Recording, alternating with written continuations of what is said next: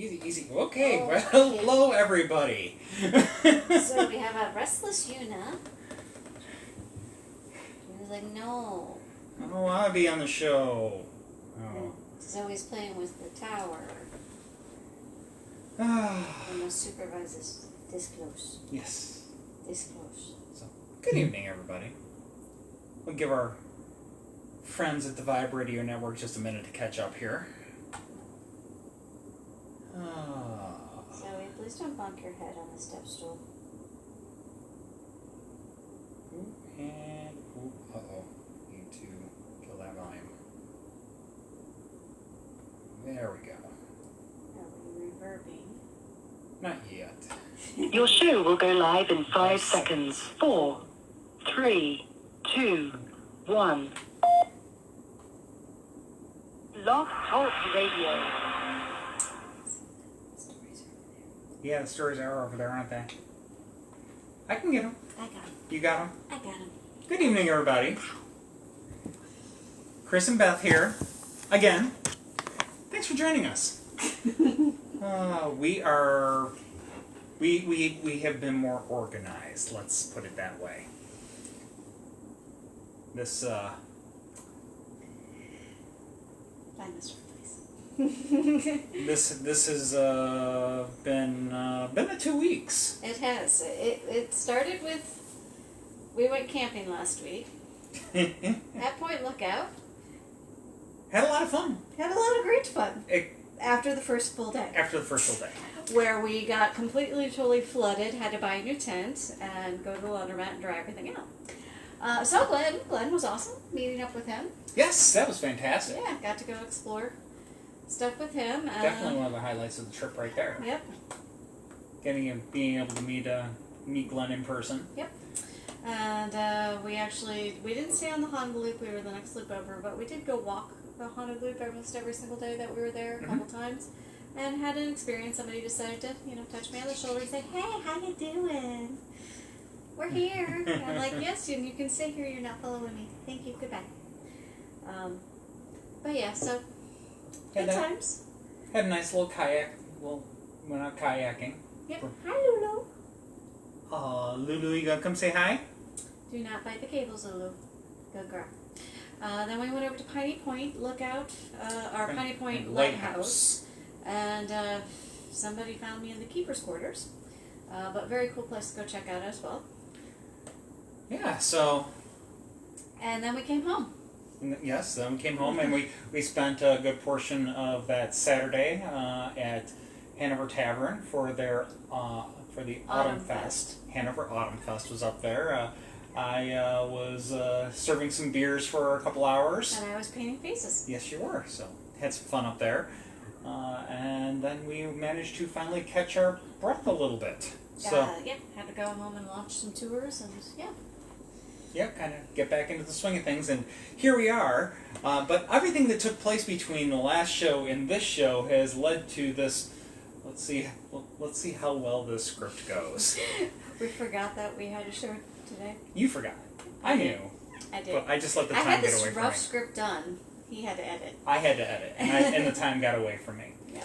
So here we are, and hello, Glenn. There's Glenn, and we've got Patrick here. Yes, happy Monday. Organization is overrated sometimes. Cheers to that. Usually I am fully organized, and well, guess what? It's coming up in October. Chaos rules. Yes.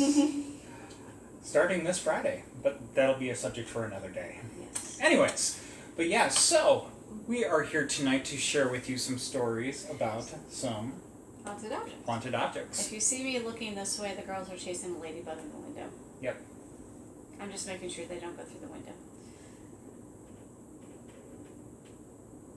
They're having fun tonight, which is all that matters. Yep. But yeah, so we are, some haunted objects. And so now, perhaps you've heard tales of paintings that have a presence beyond the paint on canvas, or maybe the horrifying nightmares that started after someone brought home a beautiful trinket from the antique dealer. Do these objects have a life of their own, or maybe they're cursed? Many people think so, and the spectrum of haunted objects is as vast as it is spine-chilling. On this show, we'll bring you some tales of objects that are fascinating, but perhaps best left alone. Seek out these objects and others like them at your own peril. Now, this is going to be the volume 1. Yeah, there's a lot of haunted objects out there. Of course, we covered creepy dolls Yep. a couple times, and we still have more. Yeah, so, now if you were to split haunted objects into, say, smaller genres, there are 2 categories that would probably dominate all the others: haunted dolls and haunted paintings. Now, we started doing a series of haunted dolls last year, so we're going to set them aside for the sake of tonight's show. No haunted dolls tonight, and they will not be a part of our haunted objects series moving forward. They're a league all their own. Yeah, they're a league all their own. So no haunted dolls tonight, but we do have plenty of other haunted objects to talk about. Now, we've actually talked about a haunted painting before, Anne Pratt. Yes, we did. So That was just a couple weeks ago. That was just a couple weeks ago. So we have briefly touched on category number 2, but we're going to top some more of the more interesting ones Yep. in this one. Yep, but if you are interested in hearing about the haunted dolls, the last 2 episodes that we did on those were on April 20th and May 18th of last year, not this year. It's been, it's been over a year since we chatted haunted dolls. Yeah, I'm okay with this. I don't know, I think volume 3 might be due. We'll have to get that on the agenda. You're going to make me go down that rabbit hole again. So, with that said, since we are starting the Haunted Objects series, we are going to go ahead, we'll include haunted paintings in this series moving forward. And it's only a few of them. I found a whole lot more. Oh, no, yeah, so and we could do an entire series on haunted paintings. We could, but we won't. They will be part of Haunted Objects. And so we'll sprinkle some of them in tonight. As a matter of fact, we're going to be leading off with them. We're definitely going to have multiple volumes of haunted objects in the weeks, months, and, years ahead. Yeah, So. This is just scratching the surface. So, with that little disclaimer acknowledgement said, there can be no doubt that paintings have a powerful influence over us. When an artist puts brush to canvas, they are in a sense channeling their spirit and imagination into the images that we take in. These images can reduce us to tears, they can inspire us, disgust us, or touch on any point of the emotional spectrum. However, can paintings have other influences over us and our world as well? Are there times when, rather than channeling the artist, they are channeling inscrutable powers beyond our understanding as well? Are they sometimes more than mere paintings, saturated with the unknown rather than just paint? While paintings can certainly have a powerful effect on us, it seems that in some cases they can have an effect beyond mere emotions, reaching out to have an effect on our reality as well, or perhaps to be home to mysterious powers. So, did you want to get in with the first one? Yeah. I was trying to get Zozo to show herself. Hey, you. Gosh. There's the Zozo. Here's the Zoe, little void. Here's the little void. So one of the most notorious and well-known haunted paintings is a work by Bill Stoneham called The Hands Resist Him, which has achieved so much notoriety that it is frequently billed as the most haunted painting in the world. The story starts back in 1972 when Stoneham was living in California and was contracted to produce 2 works of art per month for gallery owner Charles Fargate. With his deadline coming up for his next painting, Stoneham decided that he was going to create a work based on an old photograph of himself when he was 5, titled after a poignant poem his wife had written about him and about how he had been adopted and never known his biological parents. The result was an image depicting the young boy and a decidedly creepy-looking dead-eyed female doll standing in the front of a glass paneled door against which numerous spectral hands pressed out from the darkness beyond the glass. According to Stoneham, the boy is himself at age 5. The doorway represents a barrier between the waking world and the dream world. The doll is the one who will guide him through the doorway into a world of fantasy. As for the hands, the artist has cryptically said, the hands were all of the possibilities. The painting went on to be displayed at the gallery in Beverly Hills in California, where it was eventually mentioned in the Los Angeles Times by the noted art critic Henry Seldes. At this expedition, the painting caught the attention of the actor John Marley, who had played the role of Jack Woltz, the Godfather, the guy who finds the decapitated horse head in his bed? Yeah, that guy. Well, Marley purchased the painting and Sona went on to other things. In the meantime, within a year of coming into contact with the painting, 3 people died. The first was the art critic, Seldis, then the gallery owner, and then the actor who first purchased it. After the painting sort of disappeared, and it was mostly forgotten until 2000, when an elderly couple found it abandoned behind a California brewery that had been turned into an art space. Although the deaths associated with the painting were already strange enough, it was the couple's acquisition of the painting and its descent into a terrifying spiral that would truly begin and would become a work plagued with strange phenomena. In February 2000, the California couple put the painting up for sale on eBay with an ad that made some extremely chilling and bizarre claims that it was cursed, haunted, or both. The ad said that the sellers had been very perplexed as to why such a perfectly good painting had been discarded, but that they had quickly realized why. The ad generally reads like a dire warning rather than an ad. The ad in all caps, ripe with spelling errors, was bizarre. While we can't very well read it to you, I will twitch with every word if I try. Let's just say we're going to paraphrase it for you. When we received this painting, we thought it was really good art. A picker had found it abandoned at an old brewery. At the time, we wondered why such a seemingly perfect fine painting would be discarded like that. Today we don't. One morning, our 4-year-old daughter claimed the children in the picture were fighting and coming into the room during the night. Now, I don't believe in UFOs or Elvis being alive, but my husband was quite alarmed at this. To my amusement, he set up a motion-triggered camera for the night, and for 3 nights there were pictures. Pictures of the boy seemingly exiting the painting.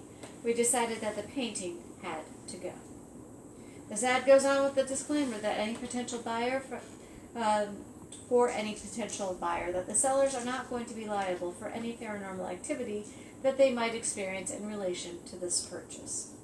The strange ad was accompanied by images taken by the motion-triggered camera that claimed to show the doll threatening the boy in the painting with a pistol in her hand. There was also a warning not to use the painting's image as a computer background wallpaper and not to show it to juveniles or children. As you imagine, the story quickly spiraled into new levels of weirdness. The ad drew the amount of attention occurring to over 30,000 views. Not too bad considering we're in the early 2000s before going viral on social media was a thing. It rapidly became the stuff of legend. Many people who went on to look at the hands resist him reported immediately feeling queasy, faint, or being overcome with a sense of unease. But it seemed that these disturbing effects were not even limited to seeing the thing in person. Many people reported the strange occurrences merely by viewing the painting online. Some people said that they felt nauseous, faint, dizzy, or irrationally terrified when looking at the image, while some others claimed that their children would sometimes run away screaming when they saw it, or that infants would cry in its presence. A few online viewers claimed that their printer would malfunction if they tried to download an image of the painting. Even more ominously, were those who reported hearing eerie, disembodied voices or feeling hot gusts of air when looking at the painting, blanking out for long periods of times and being gripped by some unseen force, being grabbed or tickled by invisible hands, or even having their mind controlled by some mysterious entity. We have a rapt audience over here. I've lost my place. Sorry. There it is. Reports like this quickly propelled the painting's scary reputation into every corner of the internet, and it became a regular discussion point on sites devoted to the paranormal and to the world of weird. Amazingly, with all this going on, and with the painting's ominous reputation and creepy lore growing every day, some people still actually wanted to acquire it. The hands to resist him would go on to get over 30 bids and ended up being purchased by Kim Smith of Perception Gallery in Grand Rapids, Michigan for $1,025. Around a month after the purchase, Smith was being interviewed about the haunted painting purchase. She said, "I wish I could report bizarre happening or mind possession type thing, but the unusual things started happening with the first email and counting. Prayers and quotes from the scriptures from a man of faith. Advice on how to cleanse my residence of this evil thing from a Native American shaman in Mississippi. Reports of being repulsed and made physically ill or suffering from blackout mind control experience. While Smith seemed unperturbed by her acquisition, the painting seems to impact others to this day. Be mindful that if you should try to seek out this painting for yourself. Patrick just shared a link to it, of course. Of course you did. Of course, Mike. Says, if my computer crashes tonight, then I will know why. Please don't crash ours. We still need it. Yes. Or there will be no more stories after this one. We got a lot of stories still to share for tonight. So we were going to start off, we got several haunted paintings. I suppose we could have gone ahead and gone through the effort of shuffling it up and That was your call. and spacing the paintings throughout, but that didn't happen with my editing. So we're going to hop on to our next painting. And this is not just one, but it's actually a whole series of paintings, collectively known as the Crying Boy. In the 1950s, Italian artist Bruno Amadio, also known as Giovanni Bragolin. You're adding an "ing." Yes, I am. Giovanni Bragolin. There he is. Painted over 65 portraits of Italian orphans crying, which he sold as souvenirs to tourists in the wake of the Second World War. During the 50s, excuse me, the paintings went on to become one of the most popular mass-produced series of prints in England, but it was not until the 1980s that any particular strangeness was associated with them. Starting from 1985, it was claimed that firefighters were finding completely undamaged copies of the Crying Boy amongst the ashes and rubble of burned-down houses, always lying face down on the floor. In over 50 house fires, the Crying Boy paintings were claimed to have inexplicably avoided fiery destruction and to have ended up in the same position, face down. It was also reported that homes which had copies of the paintings were prone to a higher rate of house fires than usual. Numerous psychics would go on to make claims that the portraits were haunted by the ghosts of the many orphans who had died during World War II, and the whole story almost took on an air of an urban legend. It must be noted that the original story appeared in the British tabloid newspaper The Sun, so it should probably be taken with a grain of salt, yet many have insisted that the prints are actually capable of repelling flames. The Sun actually organized mass bonfires for owners of the paintings to come out and burn them, with many participants saying that indeed they seemed to burn remarkably slowly. We're not getting this painting. No, we're not getting this painting, no. But the British tabloid, The Sun, hey, that was cutting news for the Men in Black. This is true. I mean, that's where all your ins are. Yep.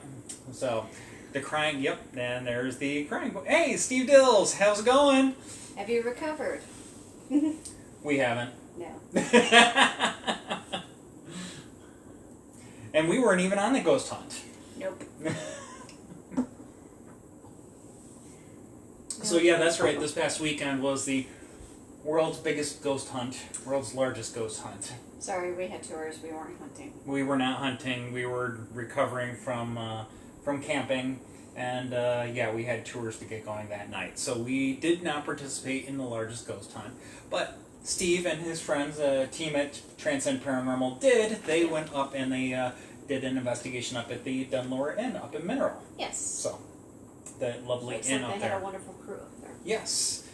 Always have a wonderful time up at Dunlore. And if And you've never gone, definitely go up there. It's a fantastic place to just relax and chill and unwind. And yeah. who knows, you might have a ghost kitty play with you. Yep. That happened when we booked out the place back in January. Yep. Hard to believe that's been 8 months now. Yep. Yeesh.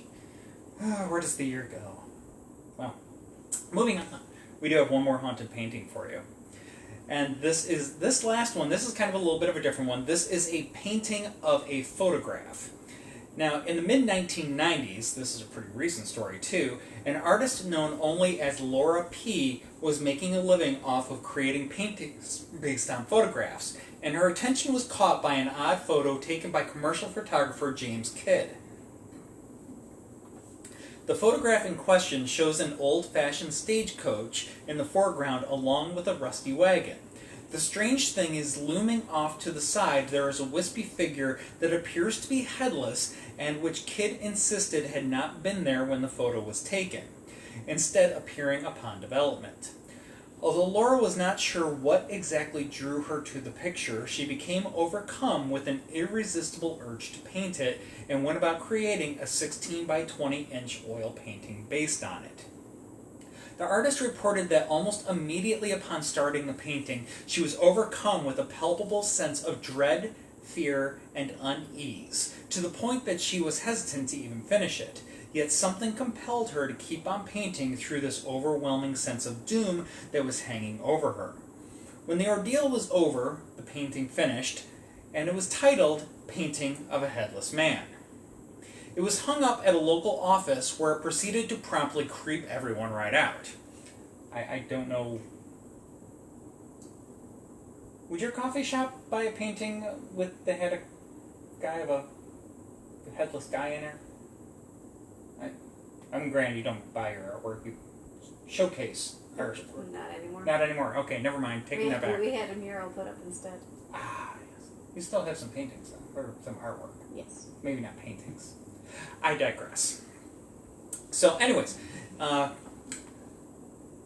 yeah, so they hung this up at a local office and it proceeded to creep everyone out. Workers at the office claimed that as soon as the painting arrived, papers started going missing, objects would be moved to different locations when no one was looking, and that even the painting itself would move on its own, always crooked, even when it was constantly being straightened. After a mere 3 days of freaking everyone out, the office asked Laura to take the painting back. When she moved with her husband to a new home, the painting went with them, and so did whatever mysterious force it was imbued with. At the new home, the couple repeatedly heard various anomalous sounds such as knocks, bangs, footsteps, and other less definable noises, which always seemed to happen in the general vicinity of the painting. Additionally, other weird occurrences started happening with increasing frequency, such as objects moving on their own, spilt salt standing next to an upright salt shaker, doors opening by themselves, roof leaks that even professionals called in to investigate could not explain, and the dogs suddenly growling or being spooked for no discernible reason, and other similarly minor but generally unsettling events. One alleged incident seemed to be more sinister when a glass Laura was drinking from suddenly broke in her hand and a large piece of the jagged, shattered glass vanished without a trace. Laura told a friend about these strange events befalling her house, but the friend was highly skeptical and even reportedly laughed out loud when she saw the painting itself. According to Laura, when the friend returned to her home that night, a large clock that had been hanging on the wall for nearly 40 years suddenly fell and was smashed to pieces. Coincidence, or did the painting perhaps not like being laughed at? Another friend of the woman came to photograph the painting, and when he was laying the photos out at his home, he claimed to have seen a spectral headless figure looming in the shadows from the corner of his eye, prompting him to immediately dispose of the pictures he had taken. The artist of the painting has apparently lamented the fact that she ever painted Painting of a Headless Man in the first place and has expressed a desire to have it destroyed. Several years have passed since the painting was last discussed in public, so we can't say for sure if Laura's desire for the destruction of the artwork has been fulfilled.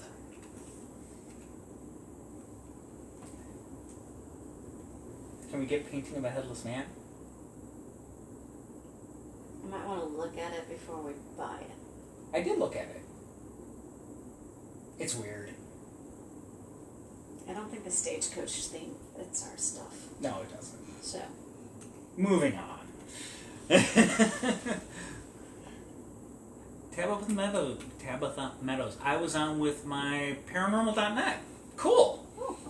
So, yeah, everybody was all kinds of active on Saturday night. Yeah. Whereas we came back and crashed after launching the tours. Crashed. Alright, so another one of my favorite artists, Edvard Munch. This is one of his paintings, but of course his most famous one is known as The Scream. But this is his painting known as The Dead Mother. Now this is, of course, something that if you are familiar with his work, you are familiar with the fact that he's a fairly dark individual when it comes to his paintings. He's been driven nearly insane by his upbringing in the house of a very abusive, religious fanatic of a father, and a tragic death of his mother and sister from tuberculosis when he was only 5 years old.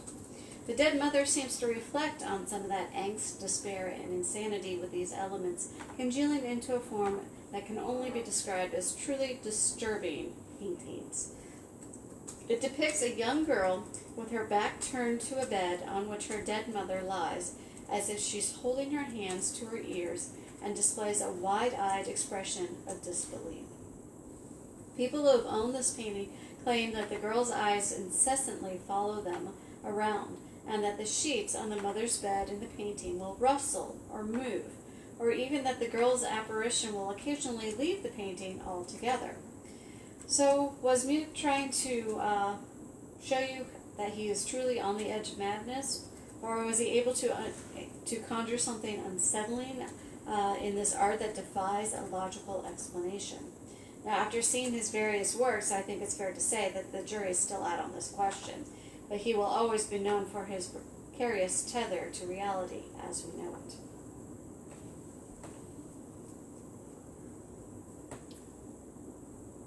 You've got a unit. I do have a unit.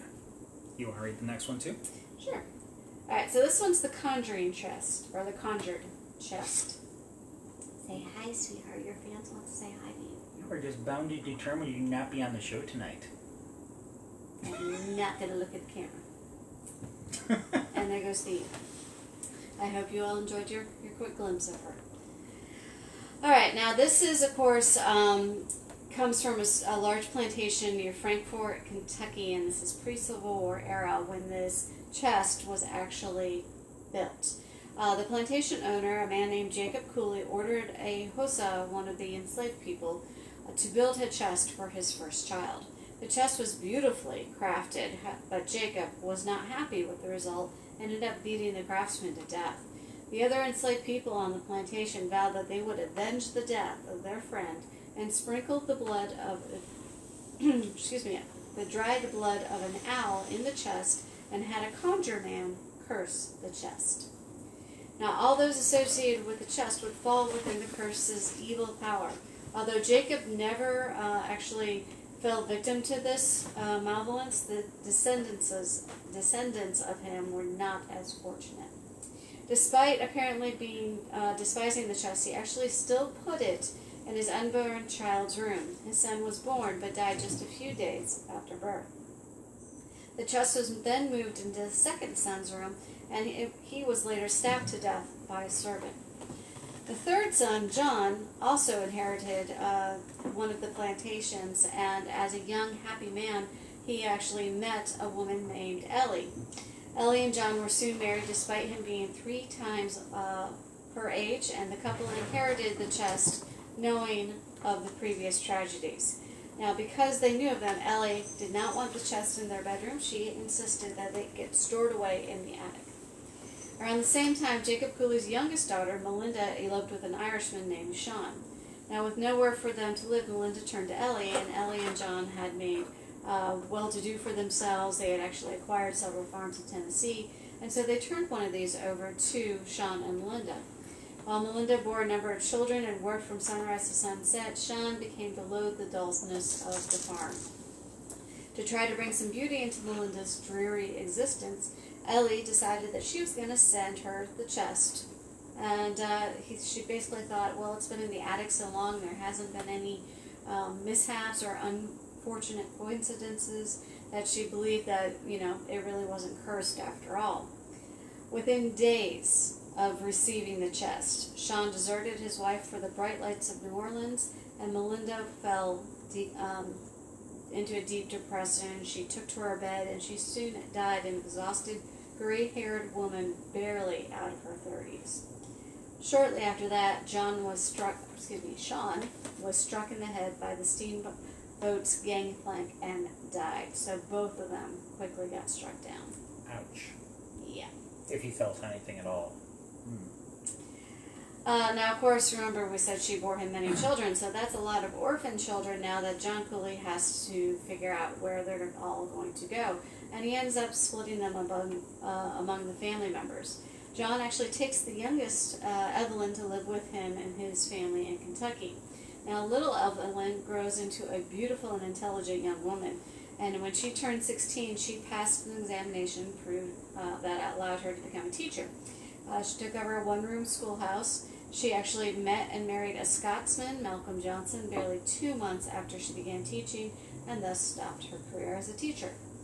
As a wedding present, Ellie presented them with the chest. Evelyn had children and even adopted a young girl named Arabella, and the curse was all but forgotten. However, Arabella married some years later, and Evelyn put the girl's wedding dress in the chest. Shortly afterward, Arabella's husband dies. Arabella's child dies shortly after her baby clothes have been put in the chest.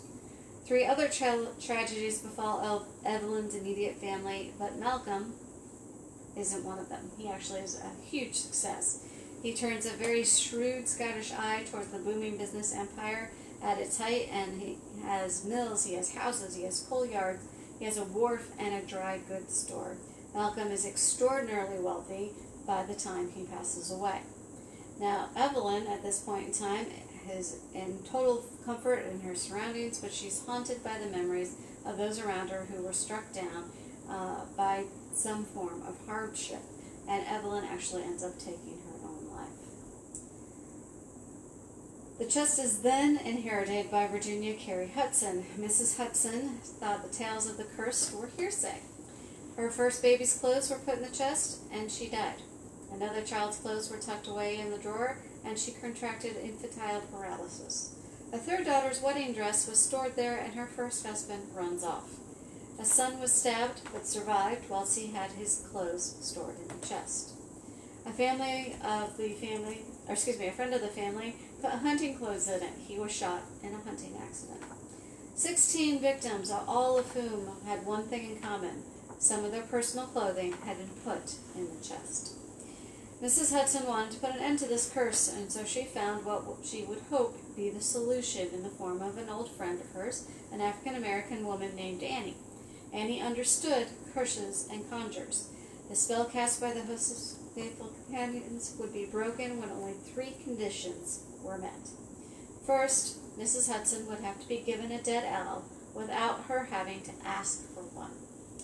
Second, green leaves of a willow tree had to be boiled from sunup to sundown. The dead owl had to remain in sight while this was going on.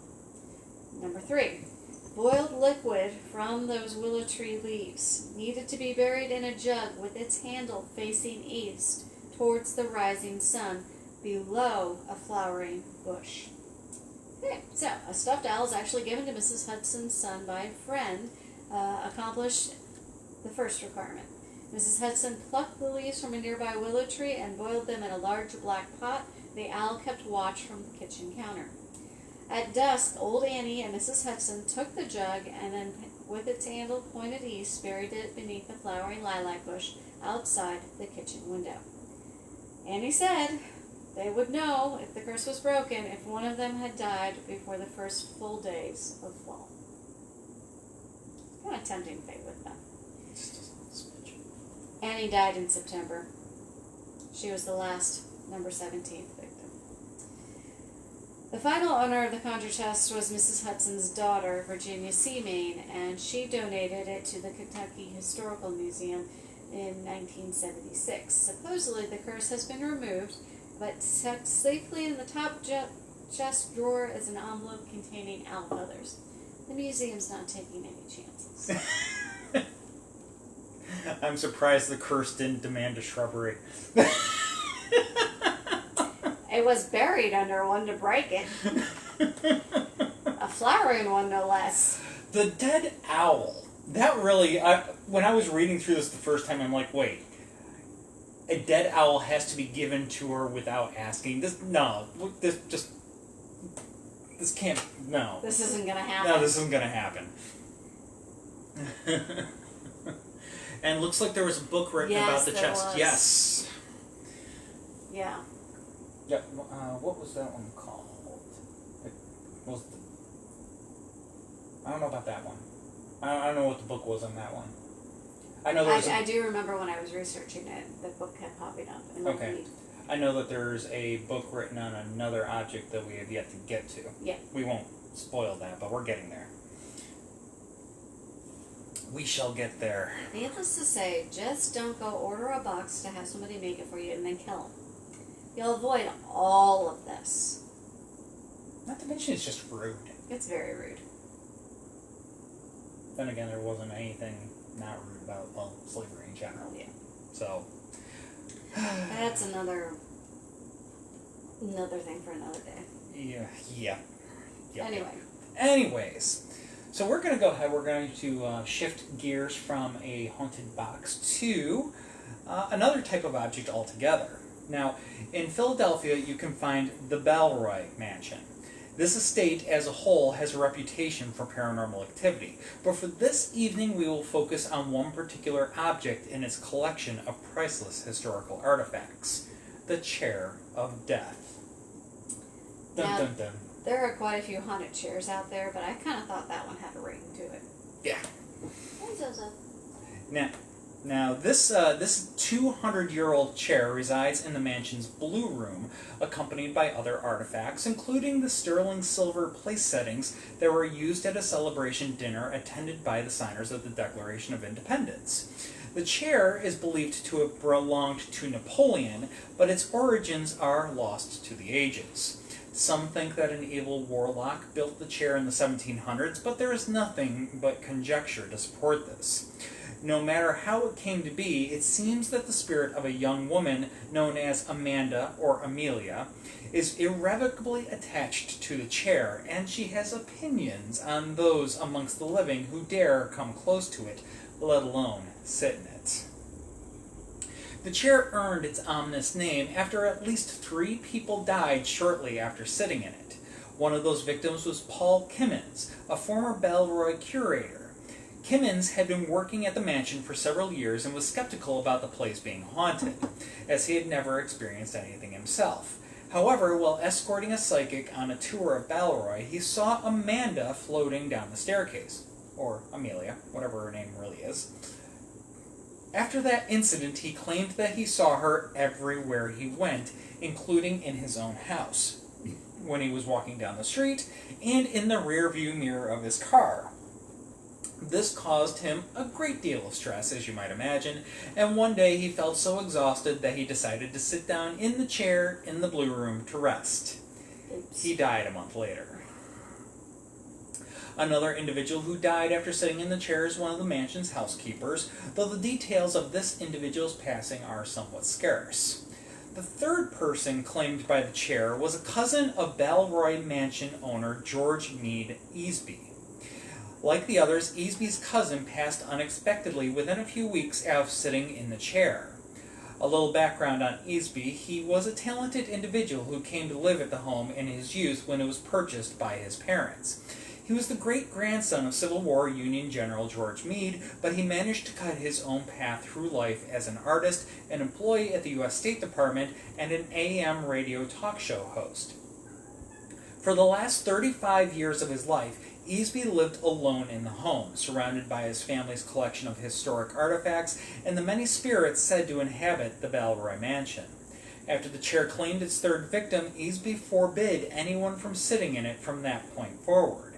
In each case, the chair's resident spirits seemed to have a role in the passing of those who sat in it.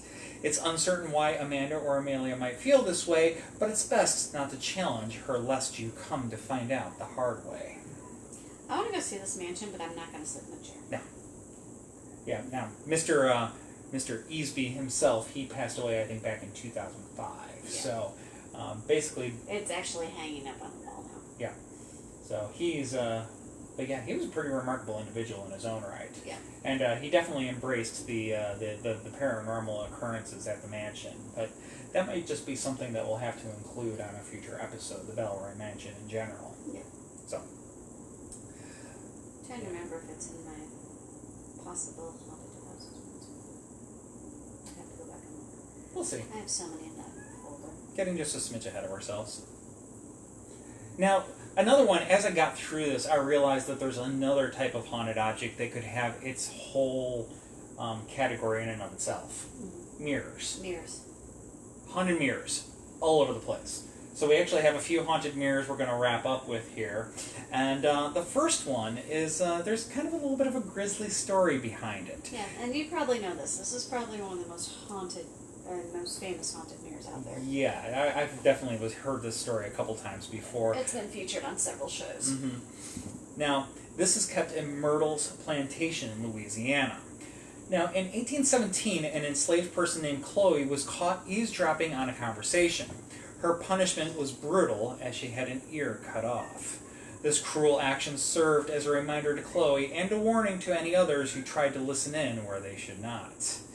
Covering her wound with a green turban, Chloe sought to win back her master's affection by poisoning his family and subsequently nursing them back to health. No. Just no. Oh, she's got a claw. Well, let's just say Chloe miscalculated very badly. Very badly. Dosages were wrong, and she winds up killing the wife and two of the children. Chloe confessed to the fellow slaves, who, fearing that they themselves will be blamed for the deaths, killed Chloe themselves. Yeah, they hung her. Yep. So, Chloe just got it from all angles. She gets her ear cut off. She gets, tries to, miscalculates, winds up killing a few people. Then she gets killed by her compatriots. But anyways, in that era, tradition dictated that when a family member died, all mirrors should be covered to allow the soul to pass over to the other side. This was done throughout Myrtle's plantation to mourn the loss of the mother and children, except for one mirror that was missed. To this day, people have seen not only themselves reflected in the mirror, but also the trapped souls of the family members that died over 2 centuries ago. They are not alone, as the spirit of a woman wearing a turban has also been seen on the plantation grounds, believed to be that of the woeful Chloe. Poor Chloe. And if you haven't heard of that last story, you almost certainly have heard of this next one. Yeah. Alright, so this is the Dybbuk box. It's probably one of the creepiest haunted objects ever sold on eBay. Buying and selling of these objects. Good catch? Oh, good. Okay, do you want me to put that over here? Nope. It's basically become a cottage industry on this auction website. Though many such items have a dubious history centered on urban legend rather than real evidence. The box, however, is in a class of its own. Its haunted history is so terrifying that it actually became the subject of its own movie, The Possession. Jason Haxton was the Dybbuk's longtime owner and caretaker. Haxton was a museum director at A.T. Still University Museum of Osteopathic Medicine in Kirksville, Missouri. He was well respected in his field and travels and the world speaking about medical history and, of course, museum artifacts. Before Huxton owned the artifact, an unsuspecting Portland, Oregon antique dealer named Kevin Maness purchased the box at an estate auction. Since then, the box has frightened and baffled owners with strange activities that surround it, including Haxton himself. Currently, the famous and infamous Zach Bagans keeps the box at his haunted museum in Las Vegas, Nevada. Now, Kevin first bought the box as a wooden wine cabinet for his antique furnishing shop. It was among a pallet of other items put up for auction, and after he placed the winning bid, Maness was approached by a woman who said to him, "I see you bought the box." Thinking it was a family heirloom, Manus offered to give it back, but the woman ran away crying, exclaiming she never wanted to see the box again. Taking the box back to his shop, he left it in the basement because he had planned to do some minor repair work and rub some oil into the wood. Almost immediately, anyone near the box suffered its wrath. For example, the shop clerk left alone with the box heard cursing and the sound of breaking light fixtures. She fled the shop in terror, never to return. A young couple who bought the box from Manus mysteriously left it on the store's stoop a few days later with a note saying the box had bad energy. Manus decided the wine cabinet, which hadn't been yet associated with the strange happenings in the store, would make a nice gift to his mother. However, when Kevin's mother received the box, she suffered from a stroke, leaving her partially blind, unable to speak, and paralyzed. Maybe this is why my parents don't want us buying them stuff anymore. I'll let your mom comment on that one in the thread. Soon, all kinds of inexplicable events occurred surrounding the box. Anybody who slept near it would have dreams of being pummeled by a demented hag, noticed odd scents, and see shadowy dark figures. Fearing for his sanity and afraid of harming or destroying the box might leave some of these spiritual entities in his house, Manus sold the wine box to a college student in an online auction. What could go wrong? Sorry. The student also witnessed the unexplainable. When the student's hair started to fall out in clumps, he decided to get rid of the box. Hexton learned of the box through the student's roommate and was curious about it, so he purchased it. Hexton was skeptical of the stories associated with the box, but the box saw fit to dispel those doubts immediately. As soon as he brought it home, Hexton had unexplained health problems with his vision, experienced choking fits, saw odd lights and shadows that floated across the floors and ceilings. He experienced prophetic dreams and was stricken with inexplicable welts and hives. Never ask something to prove itself. Just saying. Hexton managed to track down the family who created the box, and he learned that it was meant to connect a Jewish family with the spiritual world during the Holocaust. The wooden wine box was originally supposed to be buried with a 103-year-old family member, but an Orthodox rabbi refused the request. In spite of his experiences, Hexton saw himself as the box's caretaker, and over a term of his stewardship, his thoughts about the box evolved. Despite the misfortunes inflicted on those close to the box, Hexton was hesitant to part with it. He saw a mixture of relief and regret that all other previous owners experienced when parting with the box, and he decided not to act in haste. Instead, he worked with scientists, Kabbalists, Wiccans, and those in the paranormal community to try to diffuse the energy and put the artifact in a rest state. They ultimately settled on sealing the box in an acacia wood arch lined with 24-karat gold. According to Hexton, this helped calm the box effects. Over the subsequent years, the box has quietly sat in Hexton's den while his family went about their daily lives. While Hexton's wife could care less about the paranormal, his children were a bit more curious.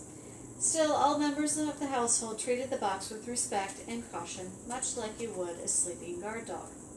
Hexton couldn't imagine being without the box, so it stayed with him. His plan was to have it buried with him when he dies.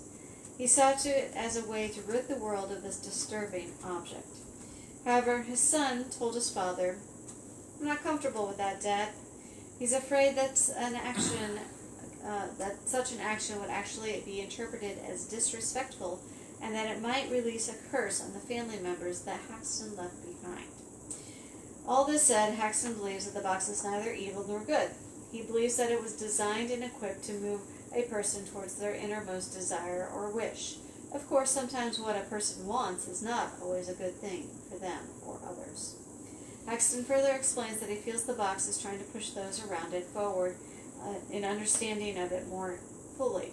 The original acting out against its early owners and others was a way of continuing to move towards the ultimate goal of its creator.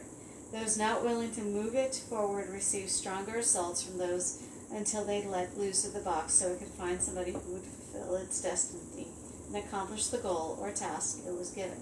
So, the box itself has a goal. Yeah. It has a master plan. The box It's going to take over the world. has a master plan. It can't do it. Mm. In November 2011, Haxton released his book about the box, and although he has never planned on writing the book himself, after going through co-authors, he eventually realized the undertaking was meant to be his alone. According to Haxton, he had no choice but to do it in his own way. His last co-author was a brilliant paranormal writer who completely broke down when the box's curse followed him home and manifested in him, his kids, and his house. Once the co-author sent back all the material provided to him and he stopped working on the book, everything returned to normal. He still refuses to speak of it. Left on his own, Haxton found a mentor, Giles Fowler, and together they worked on the book for about 7 months. They then had it reviewed by several rabbis given the box's origins. The result was a full history of the box as it was understood, and now a 10-year-old publication is available out there for those who would like to read it and dive deeper into these details. After years with the box, Haxton decided it was time for a break from the events that plagued him for his life while he owned it. With that said, he sold it to Zach Baggins, who now keeps the box in his haunted museum in Las Vegas. Yep. Baggins, of course, has acquired an awful lot of things in that museum. Yeah, it's funny because Tabitha just mentioned in the thread hopefully I think it was in reference to the various boxes. Hopefully they're not all ever brought together in the same place. Oh, that's not a good idea. Yeah, no, not a good idea. But there's for better or for worse, there is several of them. Oh yeah, and there's a whole museum that is packing this stuff in there. He's opening a portal. And growing in Vegas. And he's still bringing in more artifacts. We didn't realize when we started selecting some of the objects for this, just how many of these objects that we're talking about have been recently acquired possession by Mr. Baggins. Yeah. So, yeah. He's been buying a lot lately. He has. Including this next object. Another mirror. So, it's only been a few weeks since we talked about Bela Lugosi and the spirited tales associated with him. But one thing that we didn't touch on is a haunted object associated with the famous actor, Bela Lugosi's mirror. One former owner of the mirror tells a tragic tale of how her uncle was brutally murdered. The significance of her story is that he was in one of Lugosi's homes when it happened.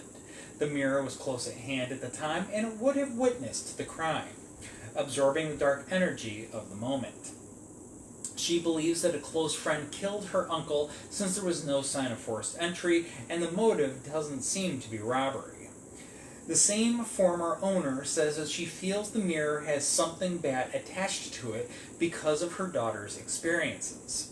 Whilst her daughter is unwilling to discuss the events, her sister is happy to relay what she has been told. When looking into the mirror, the first sister felt she saw a hand reaching out to get her. She felt teeth marks against her neck as a shadowy figure appeared in the mirror. The sister goes on to explain that when she slept in the same room as the mirror, she had a nightmare and woke up with scratches on her body. The owner no longer wanted the mirror and claimed that she couldn't sell it or even give it away, which seems a little hard to believe. Surely somebody would want to own a mirror previously owned by the famed Bela Lugosi, even if it is allegedly haunted, or in some cases, particularly if it is haunted. Now, like the previously mentioned Dybbuk box, Bela Lugosi's mirror has found its way to Zach Baggins' Haunted Museum. Shortly after accepting the mirror into the museum, the basement was flooded and was filled with banging and rattling noises. Did something attached to the mirror disapprove of its new home, or perhaps it was just a coincidence? It wanted it super clean. I'll reserve comment. I don't think Bella likes it there. I was going to reserve comment. I'm not. Anyways, another mirror, and this is our last final object for this evening, and is believed to have been possessed, like literally possessed, not owned, possessed. It's a possessed mirror. Once a year, not all the time, just once a year, by the spirit of Edward John Smith. Now, if that name doesn't quite sound familiar, it might help to add his title, Captain Edward John Smith, the man in command of the Titanic during its first and only voyage. The mirror was left behind at Captain Smith's home in Stoke-on-Trent when he went to sea for the final time. As news of the Titanic's sinking hit home, along with the loss of so many lives, including Captain Smith, there were many final arrangements to be made. For the captain's homestead, a servant of the captain, Ethelwyn, was offered the opportunity to take one item from his home as a keepsake in lieu of wages. At least so the story goes. We'll get back to this in a second. Now, Ethelwyn chose a mirror, but on the anniversary of the Titanic's sinking, she came to regret this decision. A terrified Ethelwyn told relatives that she could see Captain Smith's face in the silver-framed easel mirror each year on the anniversary of when the Titanic went down. Since then, the haunted mirror was passed down by Ethelwyn's relatives and was later discovered in a deceased's estate in Wolverhampton before coming into possession of David Smith, who kept it in a vault.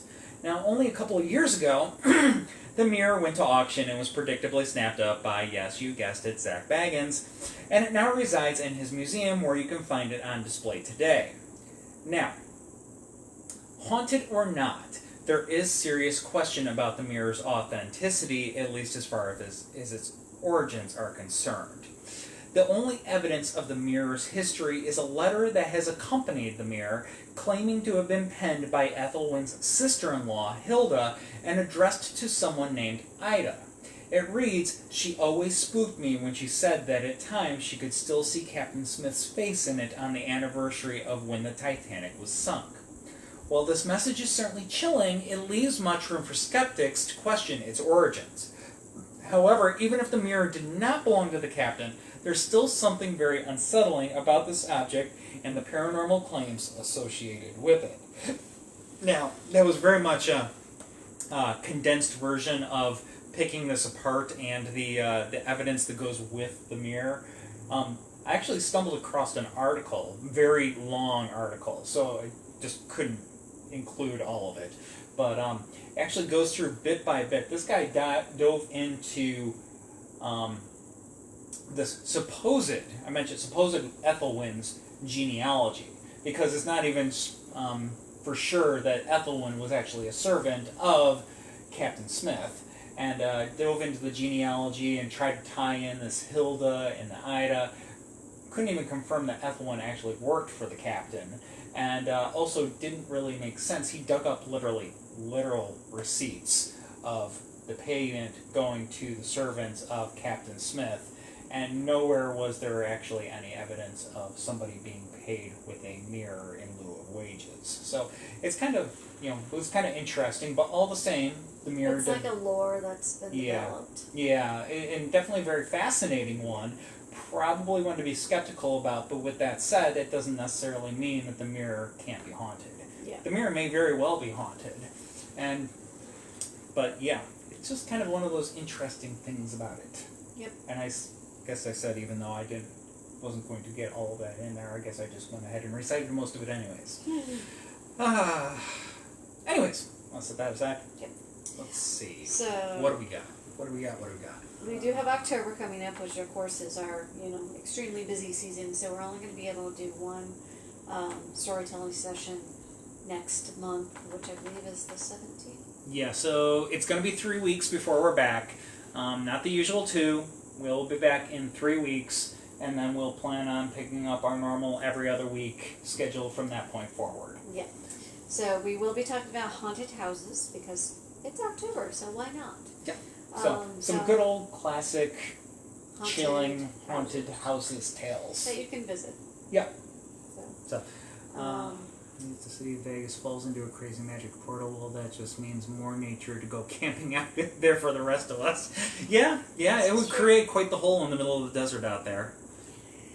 Now, as far as things that you can come do with us, obviously come out on a tour. As we mentioned last storytelling session, we are going to be partnering with John Marshall starting next month in November for a special event that you can get a ghost tour inside their house with their docents, and then we will take you outside to the neighborhood known as Court End, and we will tell you some ghost stories outside. So definitely look for that special event. We'll be running 2 tours a night. It is very limited ticket-wise, so definitely if you're interested, tickets are available now for that. What else? We do have another event coming up that we will announce later. Yep. We'll announce it in October. Yep. Because that'll be about 2 months out from the first one. Yes. So. And of course, Haunted Key West. Yes. Definitely, if you are still interested in coming and vacationing with us and Please do. doing paranormal fun stuff, please book that. Put your deposits down. It's going to be a lot of fun. We want a vacation with y'all. Yeah. Anything else? I think that's it for now. Yeah. You'll see us out and about. We will be out and about, and as always, please feel free to drop us a line anytime, because we'd love to hear from y'all. Mm-hmm. So we will, this extra week, parting such sweet sorrow, but as far as we're concerned, it's going to fly. Allows me to research. And it's going to fly right by, It at is. least for us. This month, craziness begins Friday. Yeah. Crazy begins Friday. Technically Thursday. Well, it's just But really on Friday. really on Friday. So, the craziness hits the fan Friday, and then it's all up and downhill from there. Crazy. But Please send chocolate and whiskey.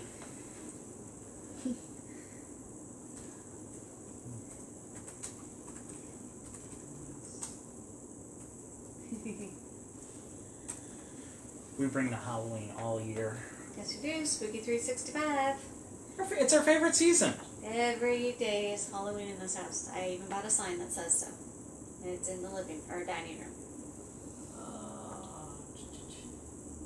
Let me see. Thanks for the Haunted Objects episode. This was so much fun. Happy spooky season. And yes, thank you for the good luck. We'll we'll need it. As I said, please send chocolate and whiskey. It might be what keeps me going this month. Did you mention Tuk Tuks?